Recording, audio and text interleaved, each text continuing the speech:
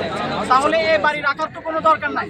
এটা রাষ্ট্রীয় যে মানে কি বলেন, রাষ্ট্রীয় জায়গাটা অপচয় হচ্ছে এখানে। আমরা চাচ্ছি 32 ভেঙে এখানে পাবলিক টয়লেট, ফুটবলের মাঠ হবে, পাবলিক মাঠ।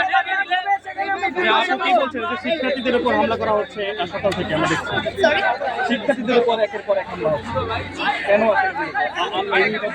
বিভিন্নভাবে উত্তপ্ত করছেন আপনারা এবং সেই ধারাবাহিকতা দেখছি পুলিশ উত্তপ্ত করছি আমরা বলতে মানে আমি বুঝি না। অনেক দিক থেকে তো অনেকেই উত্তপ্ত করার চেষ্টা করছে, ভিতরে যাওয়ার চেষ্টা করছে, সেক্ষেত্রে পুলিশ বাধা দেওয়ার চেষ্টা করছে এবং মুখোমুখি সংঘর্ষ হচ্ছে। এইটার আসলে শেষ কোথায় এবং কি চাচ্ছেন? আমাদের চাওয়া হচ্ছে একটি, শেখ হাসিনার বাংলাদেশে কোনো ধরনের এক্সিস্টেন্স নেই বা থাকতে পারে না।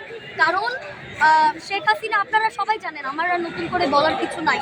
তাহলে আমার ইন্টারিমের কাছে একটা ছোট্ট প্রশ্ন, আমি কিছুক্ষণ আগে দেখলাম যে ডক্টর ইউনূস বলেছে যে আমরা যেন এই রায় পেয়ে খুশি থাকি এবং আমরা বাসায় ফেরত যাই। এটা কি ধরনের কথা? যেই বাসস্থানটা মানে পড়ে আছে, এইটা তো আসলে বাংলাদেশে এর কোনো এক্সিস্টেন্স নাই। শেখ হাসিনার বাড়ি তো বাংলাদেশে না, শেখ হাসিনার বাড়ি হচ্ছে ভারতে। সে ভারতে আছে, তাকে এখন ভারত থেকে নিয়ে এসে বাংলাদেশে শাস্তি দিতে হবে, তাকে ফাঁসি রায় কার্যক্রম করতে হবে। তাহলে ওই বাড়িটা শুধু শুধু পড়ে থাকার কি মানে, আমি তো বুঝি না।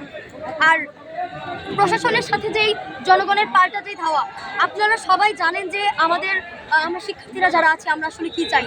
আমরা 2024 সালের আন্দোলনে 5ই আগস্টের পরে ছাত্র জনতা, কৃষক, শ্রমিক, রিক্সাওয়ালা প্রত্যেকে শেখ হাসিনাকে লাল কার্ড দেখিয়ে দিয়েছে।